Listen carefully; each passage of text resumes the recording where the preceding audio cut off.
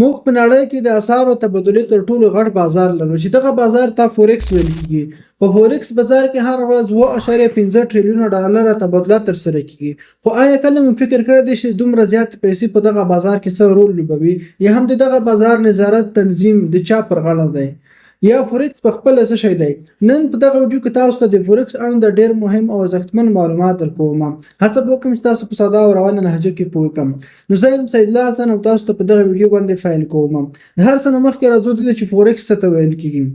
فورکس د فورن ایکسچینج لنډیز دی چې معنی د بیلابیلو هیوادونو د اسعارو یا پیسو تبادله ده. فورکس یو نړیوال بازار دی چیرې چې خلک، بانکونه، شرکتونه او نور مالي بنسټونه د پیسو راکړه ورکړه کوي.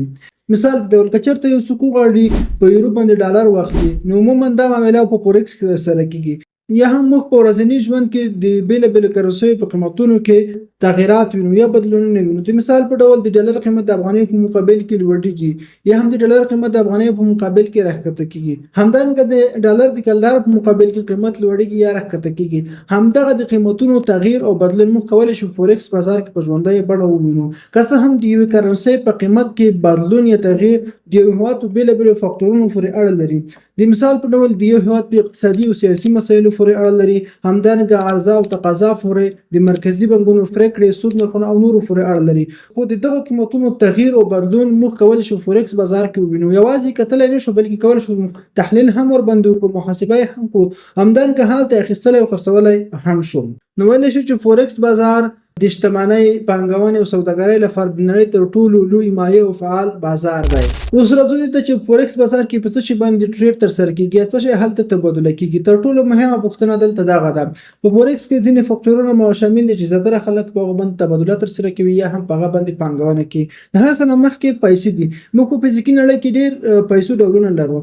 زیاتره په فورکس کې شامل دي لکه ډالر، یورو، پاونډ، ین او داسې نور زیاتې پیسې دي. د دغو پیسو راکړه ورکړه ترسره کیږي. همدارنګه په هغو باندې تبادله ترسره کیږي.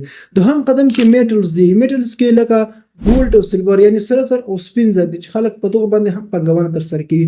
په دریم قدم کې انرژیز دي لکه تیل او غاز. په څلورم قدم کې کریپټو کرنسیان دي. دغه څخه تر اوسه پورې بیټکوین او ایتریوم دي چې په فورکس بازار کې شامل دي. تر دغه ځای پورې خو موږ د فورکس بازار او د یو څه پوه شو. اوس به راشو دې ته چې د فورکس بازار پلیرز یا لوبغاړي څوک دي. فورکس یوازې د افرادو بازار نه دی بلکې په دغه بازار کې نور ډېر غټ پانګوال یا لوبغاړي هم شامل دي چې هغوی هم په دغه بازار کې برخه اخلي. غواړم دلته درته یادونه وکړم د فورکس بازار غټ لوبغاړي چې د مرکزي بانکونو دي لکه د فدرال بانک، ای سی بي بانک او داسې نور. دوهم ورسره تجارتي بانکونه دي. په دریم قدم کې د مالي مؤسسې یا شرکتونه دي. په څلورم قدم کې پانګونه شرکتونه دي. پنځم قدم کې سوداګران دي یا ریټیل سټوران یا لکه زه او ته داسې افراد یا خلک دي چې په دغه بازار کې ګډون کړی دی. اوس که چېرته تاسو هم غواړئ فورکس بازار کې خپل تجارت فعال کړئ، څنګه فعال کول شو؟ دلته تر ټولو مهمه پوښتنه دغه ده. که چېرته تاسو غواړئ فورکس بازار کې خپل تجارت فعال کړئ، دغه نه مخکې باید تاسو یو څه تعلیم یا زده کړه ولرئ. د زده کړې څخه زما هدف هغه زده کړه نه ده چې تاسو په ښوونځي یا پوهنتون کې زده کوئ. زما د زده کړې څخه هدف دغه دی چې هغه زده کړه د فورکس لپاره اړینه ده چې په هغې کې ځینې ستراتیژیان چې هغه ویل کېږي. کله چې تاسو زده کړه وکړه دغه وروسته به تاسو ځای تحلیلونه به کوئ. تحلیل په دوه ډوله موږ لرو چې یو ته فنډامنټل ویل کېږي، فنډامنټل انالیسس ویل کېږي، بل ته ټیکنیکل انالیسس ویل کېږي. په فنډامنټل برخه کې ځینې نیوز یا خبرونه راځي چې هغه فورکس بازار باندې زیاته مستقیمه یا غیر مستقیمه اغیزه لري، لکه اقتصادي خبرونه، سیاسي خبرونه، همدارنګه ټکنالوژیکي پرمختګونه یا خبرونه او دې ته ورته ځینې نور مسایل، د عرضه او تقاضا مسایل او دې ته ورته د مرکزي بانکونو پریکړې، سود نرخونه، د هغه مسایل دي چې په فورکس بازار باندې زیاته اغیزه لري.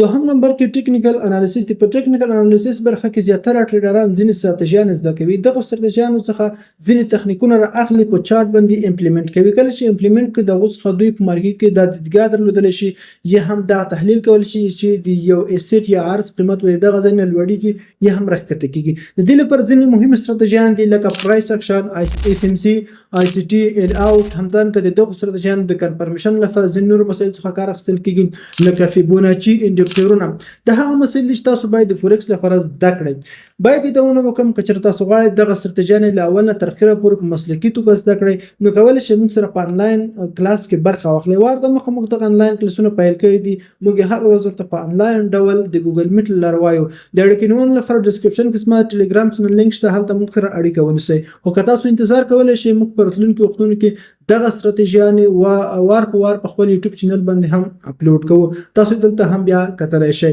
دغه نه وروسته چې تاسو دغه زده کړه وکړه بیا به راشئ د ځان لپاره یو بروکر انتخاب کړئ دغه سره به اکاونټ جوړ کړئ او هغه پلیټفارم چې بروکر یې سپورټ کوي په هغې کې به راخلاص کړئ خپل اکاونټ به ورسره د بروکر اکاونټ به ورسره تایید کړئ او وصل کړئ اوس کېدای شي تاسو سره پوښتنه پیدا شي چې بروکر څه شی دی کېدای شي تاسو فکر وکړئ چې بروکر یو شخص دی یا هم کوم شرکت دی یا کوم دولتي ارګان دی خو باید ووایم چې بروکر نه یو شخص دی نه هم کوم دولتي ارګان بلکې بروکر یو ځانګړی شرکت دی چې کوم چې د دولت له طرفه ورته رسمي جواز ورکړل شوی دی یا که په ساده بڼه ووایو بروکر چې دی یو منځګړی شرکت دی چې په وسیله یې ته کولی شي فورکس بازار ته اسانه لاسرسی ولري اوس کېدای شي تاسو فکر وکړئ چې ولې زه فورکس بازار ته مستقیما لاسرسی نه لرم ګورئ فورکس چې دی یو غټ نړیوال بازار دی یوازې بانکونه مالي مؤسسې شرکتونه یعنی بروکران مستقیم لاسرسی لري ولې ځکه چې دوی په زیات مقدار سره پیسې لري عادي خلک افراد فورکس بازار ته مستقیم لاسرسی نه لري دوی باید ځان لپاره یو بروکر انتخاب کړي دغه لارې دغه بازار ته لاسرسی ولري نو بروکر کولی شي تاسو لپاره پلیټفارم حساب نرخونه همدارنګه نور اجراءات برابر کړي یا هم بروکر کولی شي تاسو سره په ټیټ مقدار سره بازار ته داخلېدل هم اسانه کړي یعنی په کم لیوریج سره کېدای شي تاسو فکر وکړئ چې بروکر چې زموږ لپاره دومره اسانتیا برابروي بروکر ته پکې څه ګټه ده نو بروکر دوه اساسي لارې لري چې دی ګټه ترلاسه کوي لومړی سپریډ ده سپریډ خپله د خرید او فروش د قیمت ترمنځ توپیر ته ویل کېږي همدارنګه دوهمه لاره کمیشن ترلاسه کول دي ځینې بروکران شته چې په بېلابېلو لارو د خپلو کسانو څخه ګډون کوونکو څخه دوی کمیشن اخلي لکه د معاملې او ټریډ کولو په جریان کې په سر یا هم د سویپینګ کولو په سر یا هم چې کله تاسو پیسې انتقالوئ د پیسو په انتقال ترانسفر کې د فیس ګرځول کېږي خو باید ووایم چې زیاتره بروکران نه اخلي ځینې بروکران او کله بروکران تاسو ته تخفیف په ډول دغه معاف کوي نو ځینې مشهور یا غوره بروکران شته چې زه غواړم دلته تاسو ته نومونه واخلم لکه آی سی مارکیټ ایکسنیس ایگزیم ګلوبل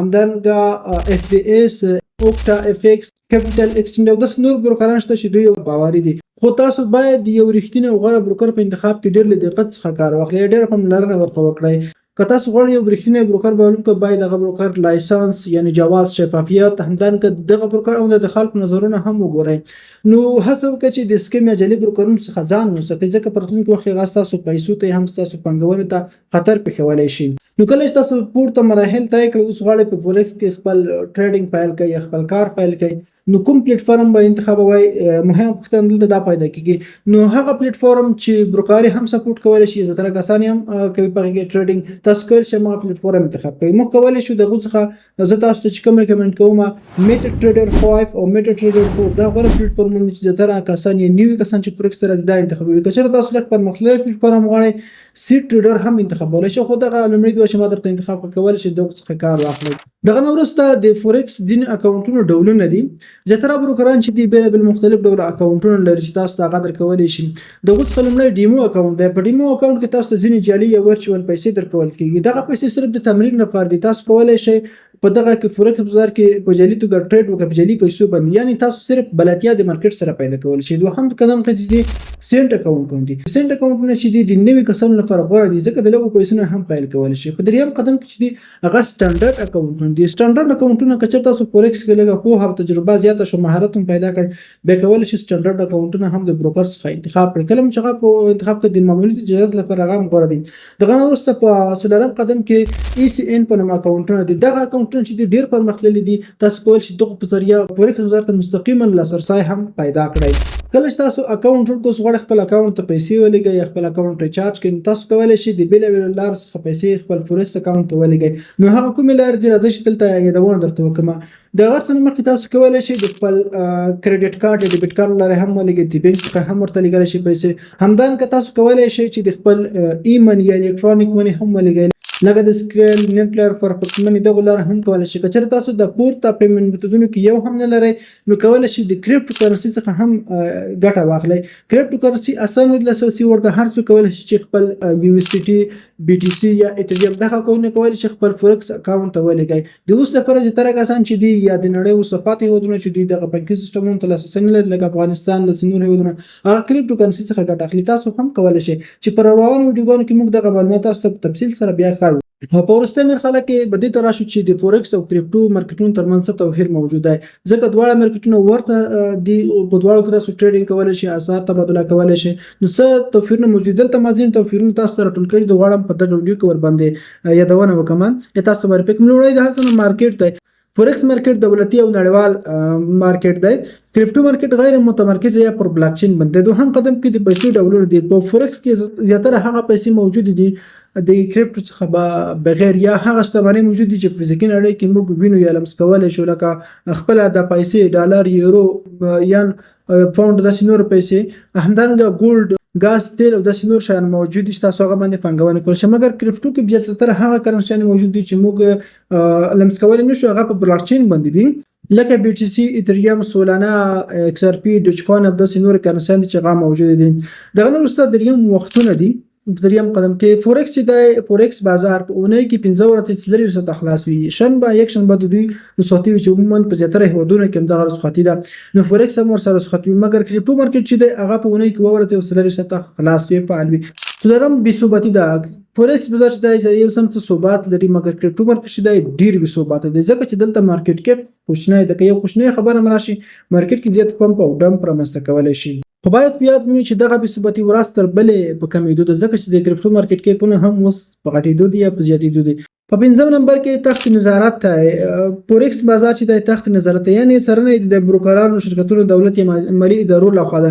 مګر کریپټو مارکیټ چې غیر متمرکز یا په بلاک چین باندې. دا هغه معلومات چې ما د فورکس بازار اړوند تاسو ته راټول کړي وو او تاسو ته فورکس بازار یو څه په لاندې ډول در معرفي کړ. په دې لږ دا معلومات تاسو خوښ شوي.